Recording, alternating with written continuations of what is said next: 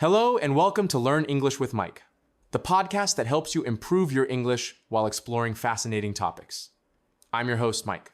And I'm Sarah. It's great to be here with you all today. It's great to have you, Sarah. Today we're diving into a topic that I think is universal, something that everyone, especially language learners, can relate to. The episode is called Finding My Voice. I love that title. It's so powerful. It's about that personal journey from feeling insecure or unheard to becoming self-assured and confident in who you are and what you have to say. Exactly. So let's start there. When we say finding your voice, what does that phrase actually mean to you, Sarah? That's a great question. For me, it's not just about speaking loudly. It's about authenticity. It's the confidence to express your true thoughts, feelings, and ideas without the fear that you'll be judged or dismissed. Authenticity. That's a key word. It implies that you first have to know your voice before you can use it. You have to understand your own values and what you stand for. And it's also about giving yourself permission to take up space. I remember when I was younger, in meetings or even just in groups of friends, I would have an idea, but I'd hold back. I'd think, oh, someone else probably has a better idea, or what if I say something stupid? That's such a common feeling. That internal monologue of self-doubt. You're basically editing yourself into silence. Exactly. And then, a few minutes later, someone else would say the exact same thing I was thinking, and everyone would say, "What a great idea." It was so frustrating. Right? That's a perfect example of not using your voice. So the journey to being self-assured, our vocabulary word here, is about overcoming that hesitation. It's about trusting that your contribution has value. It really is. And finding your voice also means being able to set boundaries, saying no to something that doesn't feel right, or speaking up when you feel you're being treated unfairly. It's about self-advocacy. That's a deeper layer to it. It's not just about expressing ideas, but also about protecting your own well-being. So where do you think that initial insecurity comes from? Why do so many of us struggle to find our voice in the first place? I think it often starts in childhood. We're taught to be polite, to not interrupt, to listen to our elders. And while those are good things, sometimes the message we receive is, your opinion is less important. Or if you're in a school environment where only the right answers are rewarded, you become afraid of making mistakes. That fear of being wrong can be paralyzing. Oh, absolutely. And then there's the whole issue of impostor syndrome. That feeling that you're a fraud and that any moment someone is going to find out you don't really know what you're doing. Imposter syndrome is huge. It makes you constantly second-guess yourself. You might achieve something great, but you dismiss it as luck rather than skill. This directly impacts your willingness to speak up because you feel you haven't earned the right to have an opinion. Right. You feel like you need more qualifications, more experience, more something before your voice is valid. And I think social media can make this worse. We're constantly seeing the highlight reels of other people's lives and careers, and it's easy to feel like you don't measure up. That's a very modern pressure. The comparison game is relentless. And for English learners, there's another layer. They often feel insecure about their accent, their grammar, or their vocabulary. The fear of being misunderstood or judged for their language skills can silence them completely. That makes so much sense. Their voice is literally different, and that can be a huge source of self-consciousness. They might have brilliant ideas, but the barrier of language holds them back. Exactly. So we have all these sources of insecurity, our upbringing, fear of judgment, imposter syndrome, societal pressures. It sounds a bit daunting. It does. But the good news is, it's not permanent. Finding your voice is a skill you can develop. It's a process. Okay, so let's get practical. Let's talk about the turning point. What are some actionable steps people can take to start this journey of finding their voice? All right, step 1, in my opinion, is self-awareness. You have to start listening to that inner critic we talked about. What are the negative things you say to yourself?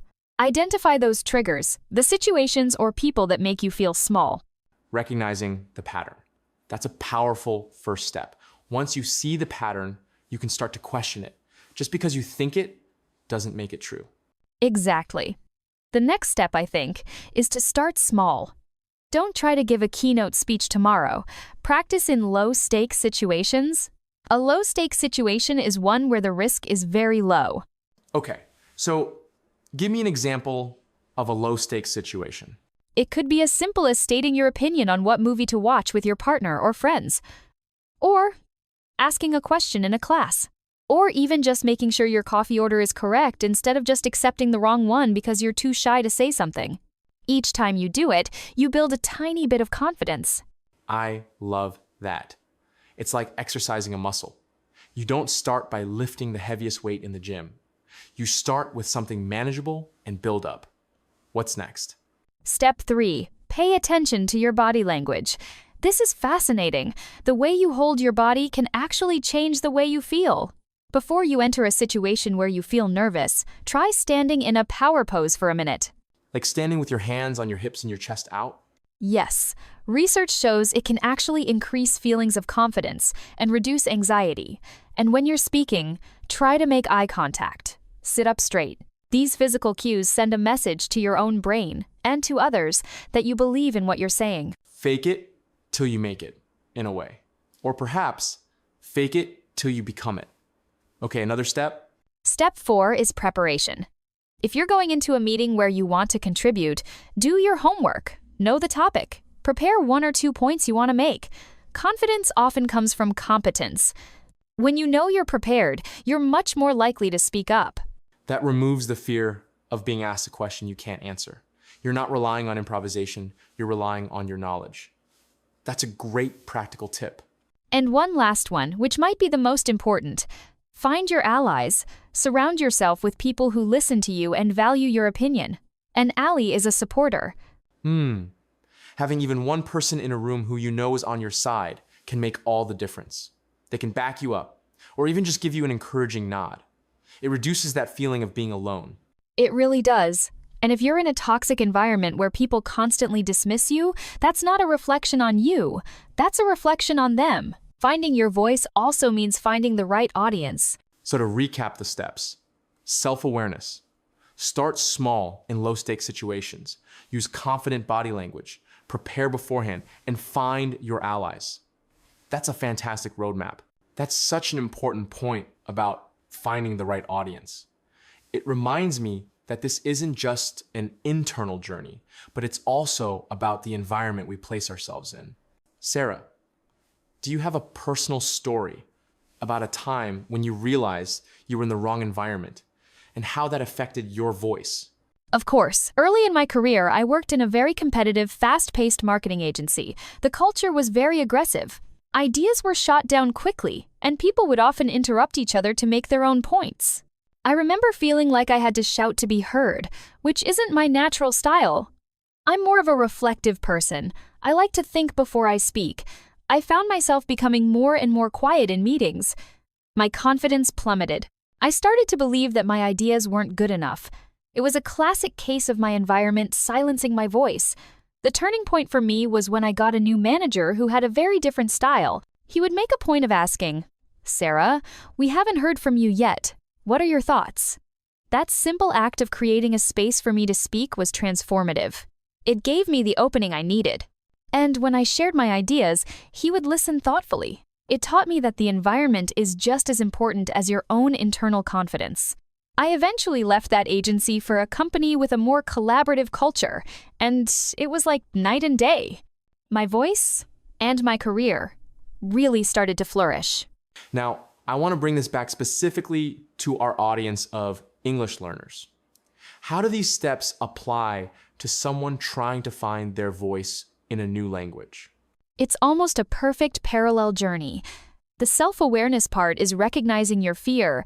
I'm afraid of my accent. Or I'm afraid I'll use the wrong tense. Right? And starting small, that's ordering a coffee in English, or asking for directions, or making a simple comment to a cashier. Those are the low-stakes situations for language learners. Absolutely, and preparation is key. Before you go to the bank, you can practice the sentences you'll need to say. If you have a phone call, you can write down some key points. This builds a safety net of competence.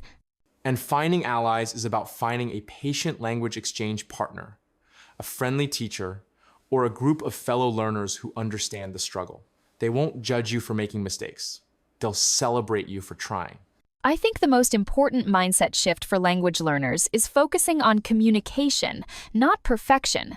The goal is to be understood, not to sound like a native speaker from day one. Fluency is a long-term goal.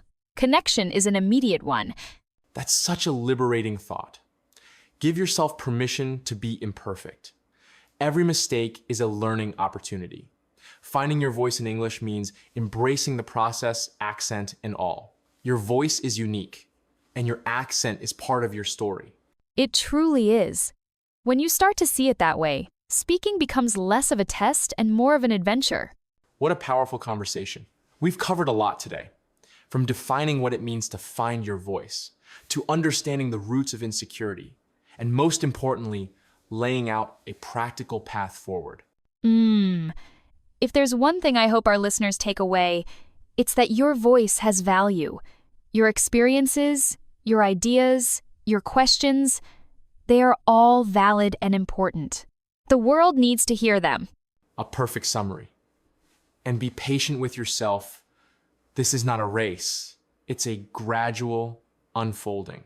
Celebrate the small victories, the time you spoke up, the time you asked a question, the time you simply felt brave enough to try. Absolutely. Every step forward counts. Thank you so much for this insightful discussion, Sarah. It was a pleasure. Thank you for having me, Mike. I loved it. And to our listeners, thank you for joining us. We love to hear your stories about finding your voice. You can share them in the comments on our website or on our social media channels. Yes, please do. Your stories inspire us and everyone else in this community. That's all for this episode of Learn English with Mike.